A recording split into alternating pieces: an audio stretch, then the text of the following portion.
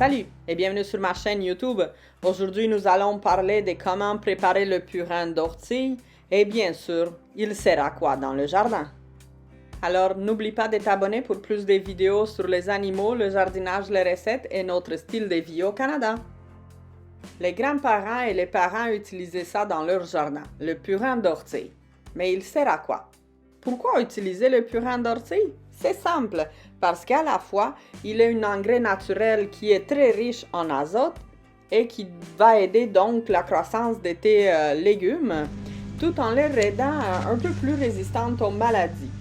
Et, deuxième très bonne raison, parce que c'est déjà connu le fait que le purin d'ortie, c'est un insecticide naturel qui lutte contre les insectes et d'autres petites bestioles qui sont moins souhaitables dans le jardin. Dans le jardin, j'utilise le purin d'ortie dilué. Attention, c'est très important de les diluer. J'utilise 1 litre de purin d'ortie pour 10 litres d'eau de pluie pour arroser mes plantes.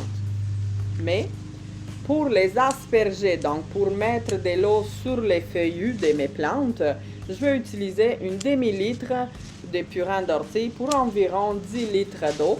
Et je veux aller asperger mes légumes dans le jardin, aussi sur le dessus que sur le dessous de la feuille. C'est très important d'aller donner partout, bien l'asperger. Pour réaliser le purin d'ortie, c'est simple. On a besoin de seulement 2 ingrédients, les orties et de l'eau de pluie de préférence. Alors, on va ramasser et découper les orties en petits morceaux. Et bien sûr, on va rajouter de l'eau par-dessus.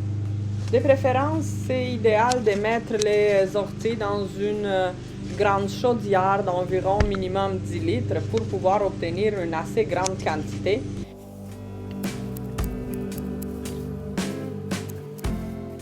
L'étape de découpage des orties en petits morceaux, c'est important pour réduire le temps de fermentation. Quand on parle de fermentation, tout dépendamment de la température extérieure, ça peut durer entre 7 et 10 à 14 jours. Remuez le mélange une fois par jour de préférence et bien sûr couvrez-le pendant sa fermentation. Au moment que le purin ne fait plus de bulles, donc la fermentation est arrêtée, le purin est terminé.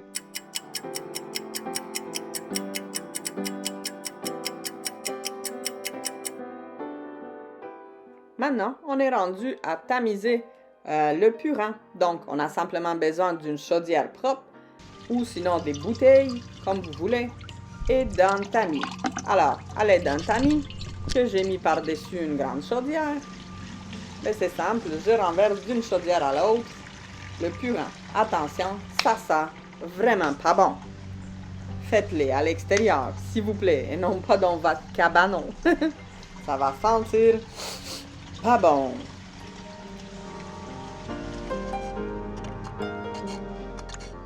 Comme vous pouvez voir, après la fermentation, il ne reste pas gros des orties, il en reste seulement quelques-uns, quelques tiges, et c'est tout.